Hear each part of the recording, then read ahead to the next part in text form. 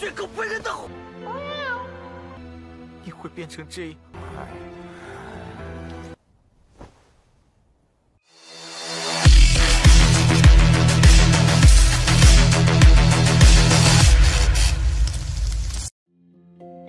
Halo semuanya, selamat datang di Ruang Sinema. Bagaimana kabar kalian semua? Semoga selalu sehat dan baik-baik saja. Pada hari ini kita akan melanjutkan series Donghua Elden Well atau Paus Pemakan Segalanya. Sebelum kita mulai episode terbarunya, kita akan melihat dulu apa saja yang telah terjadi pada episode sebelumnya. Tepatnya pada episode ke-9. Sebelumnya, Feng Meng bersama anggota timnya telah melakukan pertarungan dengan tim dari Duanya. Dalam pertarungan tersebut terlihat kalau tim Duanya agak lebih unggul karena binatang roh yang mereka miliki sangatlah kuat. Jadi Hyutong bersama yang lainnya pun tidak memiliki kesempatan untuk dapat melawan. Untung saja Long Nitian datang untuk membantu kelompok Sumujan. Dengan kekuatan yang dia miliki, mengalahkan binatang roh ini bukanlah hal yang sulit. Sedangkan di sisi Hyutong, ia yang kini mulai percaya diri mengajak Badak Panda untuk bekerja sama. Sebab sejak tadi Badak Panda hanya bertarung sendirian. Berkat kerjasama yang apik di antara mereka berdua, mengalahkan panda besar ini sangatlah mudah. Kemenangan rekan-rekannya sudah Feng Meng dengar. Dan sekarang adalah giliran Duanya untuk kalah darinya. Sekarang kita akan melanjutkan episode terbarunya. Di sini kita sekilas diperlihatkan dengan kenangan masa lalu Duanya yang merasa begitu bangga karena Hemi telah mengalami perkembangan. Jadi dia pun menemui ketua sektenya untuk meminta izin agar Hemi bisa berlatih tanding dengan Kun, supaya dia itu dapat tahu seberapa jauh Hemi dapat berkembang. Tentu saja ketua sektenya setuju dan apa yang dulu dia katakan juga dikatakan kembali oleh Feng Meng. Ia ingin melihat seberapa jauh potensi dari Hemi. Melihat apa yang terjadi, seketika saja mengingatkan Duanya kepada ketua sektenya. Feng Meng meminta Guling untuk menyerahkan hal ini kepadanya. Guling paham, namun sebelum pergi, dia meminta Feng Meng untuk memberikan kesempatan kepada Duanya apapun yang terjadi. Akan tetapi, Feng Meng tidaklah bisa menjanjikan hal tersebut. Saat itu jugalah pertarungan langsung saja terjadi. Pergerakan cepat yang Hemi lakukan dapat diredam dengan mudah oleh Xiaonian. Ini sama persis dengan apa yang dulu pernah dia lakukan kepada Hemi. Tapi serangan barusan masihlah belum bisa menumbangkannya. Hemi kembali bangkit dan kali ini serangannya jauh lebih cepat. Akan tetapi Feng Meng masih memiliki gelombang air. Ia pun berpikir kalau sepertinya Duanya tidaklah mengalami perkembangan apapun, karena tekniknya masihlah sama seperti yang dulu. Jadi Feng Meng yang sudah memahami betul bagaimana gerakan Hemi memiliki sebuah teknik untuk dapat mengatasinya. Serangan balik pun mulai Feng Meng lakukan, tapi ini masihlah bisa diatasi oleh Duanya. Ia pun mulai percaya diri sampai-sampai tidak sadar kalau Feng Meng sengaja memancingnya supaya dapat menggunakan triknya. Alhasil Hemi pun kembali terperangkap ke dalam air. Duanya tidak menduga dengan apa yang dirinya lihat saat ini. Karena sejak tadi Feng Meng selalu menggunakan teknik yang sama dengan ketua sektenya. Ingatan tersebut terus melintas di pikiran Duanya. Akan tetapi dia tidaklah terlalu peduli dan tetap fokus dalam pertarungan tersebut. Sayang sekali Feng Meng jauh lebih unggul. Ia dapat dengan mudah menghempaskan Hemi. Dan seketika saja mengejutkan Duanya.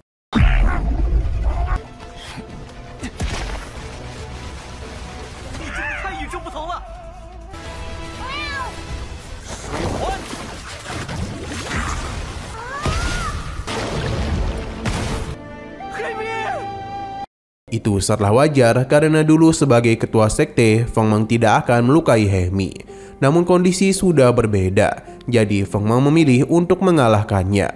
Kembali ke ingatan masa lalu, di mana Feng Meng atau Fan Ling Xiao merasa begitu bangga kepada Hemi karena dapat mencari celah dari tekniknya. Ia juga sangatlah menyayangi Hemi. Kembali ke masa sekarang, yang mana Duanya merasa kecewa kepada dirinya sendiri. Sedangkan Feng Meng memintanya untuk segera berhenti. Karena bagaimanapun, teknik mayat itu hanyalah membangkitkan binatang roh tanpa memiliki rasa kasih sayang lagi. Akan tetapi, Duanya tidak ingin mendengarkan ucapan Feng Meng. Ia pun akan menunjukkan kalau Hemi yang sekarang jauh lebih kuat dibandingkan sebelumnya. Serangan cepat langsung saja Hemi lakukan. Bahkan Xiaonian tidak dapat menghentikannya. Untung saja serangan barusan sudah diprediksi oleh Feng Mang. Ia langsung saja melakukan penyerangan langsung kepada Duan Ye, hingga membuat dia berhalusinasi kalau di hadapannya adalah Fan Lingxiao. Kembali ke ingatan masa lalu ketika Duan Ye memutuskan untuk kembali lagi ke sekte. Akan tetapi dirinya melihat Feng Mang yang telah diterima dengan begitu baik oleh teman-temannya. Sesaat kemudian Duan Ye pun telah sadarkan diri yang membuat Guling senang. Akan tetapi Duan Ye kembali membentaknya karena dia tidaklah ingin dipermalukan seperti ini. Guling mencoba untuk menenangkannya, namun dia malah dibentak. Feng Mang pun ingin bertanya kepadanya, yang mana dia penasaran apakah kematian dari Fan Lingxiao memiliki hubungan dengannya. Hal itu seketika saja mengejutkan Guling, begitu pula dengan Duan Ye yang tidak bisa berkata-kata. Tapi Denny tidak membenarkan hal tersebut karena bagaimanapun Fan Lingxiao adalah ketuanya. Duan Ye bahkan saat marah atas tuduhan tersebut. Guling juga yakin kalau Duan Ye tidaklah terlibat akan meninggalnya Fan Lingxiao. Tapi Feng Mang mengingatkan kalau sekte hantu dapat menghidupkan kembali binatang roh yang mati, seperti apa yang telah terjadi kepada Hemi. Ini jugalah yang membuat Feng Mang kepikiran apakah dulu Xionian juga telah dikendalikan oleh sekte hantu. Jadi Feng Mang yakin kalau semua ini pasti memiliki kaitan.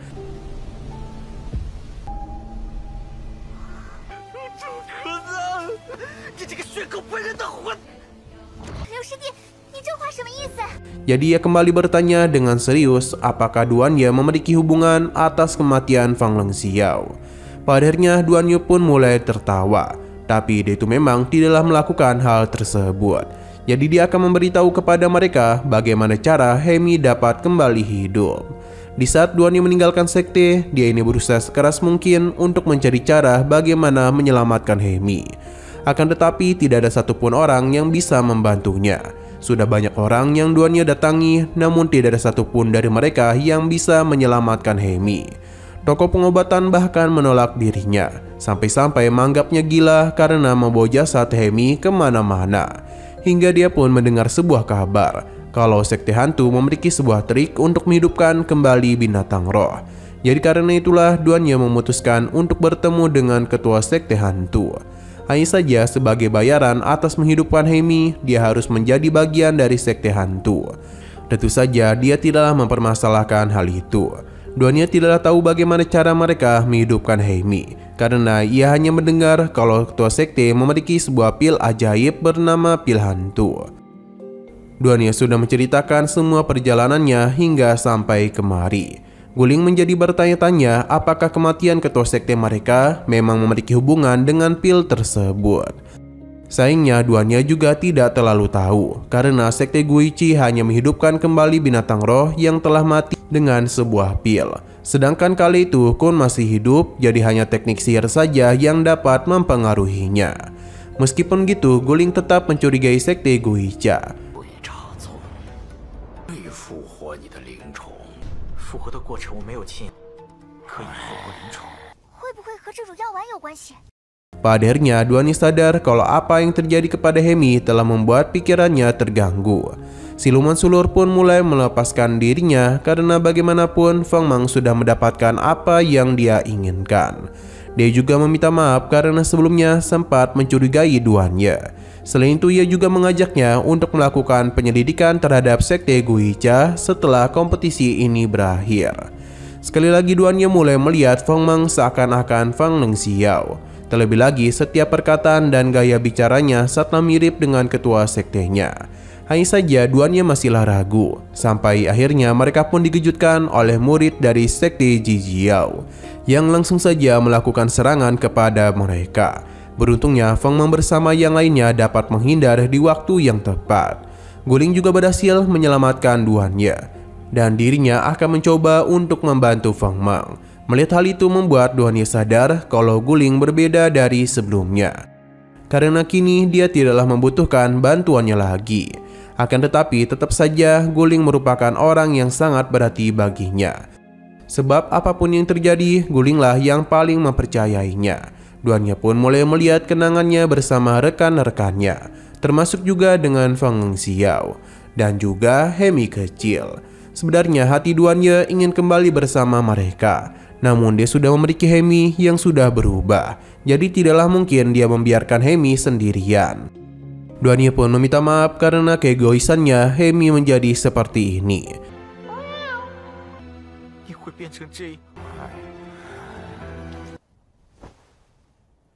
Kembali kepada Feng Meng, di mana pertarungan masihlah terjadi antara ia dengan gadis tersebut.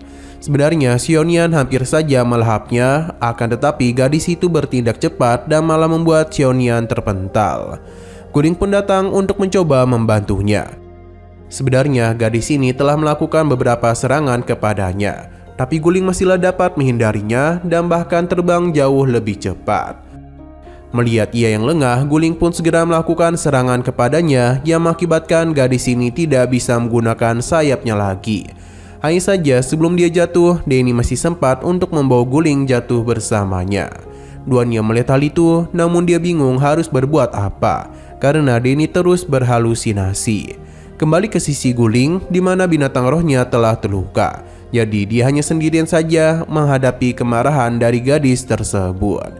Ia langsung saja melakukan sesuatu yang mana dia ingin membakar Guling. Dengan begitu dia bisa merasakan kesakitan yang luar biasa sebelum kematiannya. Kembali kepada Duanya yang mulai bingung apa yang harus dia lakukan. Padahal dia sadar betul kalau saat ini Guling tengah dalam bahaya. Bisa dikatakan kalau saat ini Duanya tengah bertarung dengan batinnya sendiri. Sampai akhirnya dia pun membuat keputusan yang tepat. Dia kembali membawa Hemi untuk melakukan pertarungan terakhir kalinya, di mana Hemi bersama Duanya pun segera masuk ke dalam kobaran api untuk bisa menyelamatkan Guling.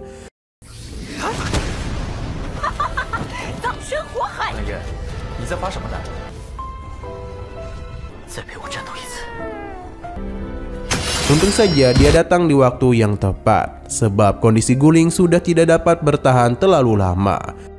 Duanya tidak habis pikir bagaimana Guling bisa menjadi ketua sekte, namun selalu bertindak gegabah.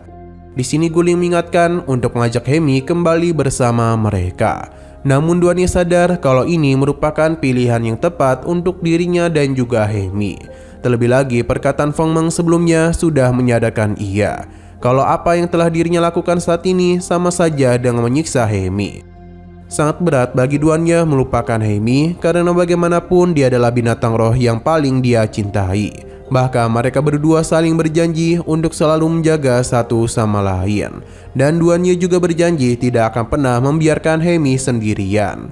Baik ia maupun Guling sama-sama sedih karena bagaimanapun mereka sangatlah mencintai Hemi. Namun sekali lagi ini adalah keputusan yang tepat, karena Duanya tidak ingin melihat Hemi menderita lagi. Guling sudah tidaklah bisa lagi menahan air matanya, begitu pula dengan Duanya, terutama ketika Hemi mengeong untuk terakhir kalinya.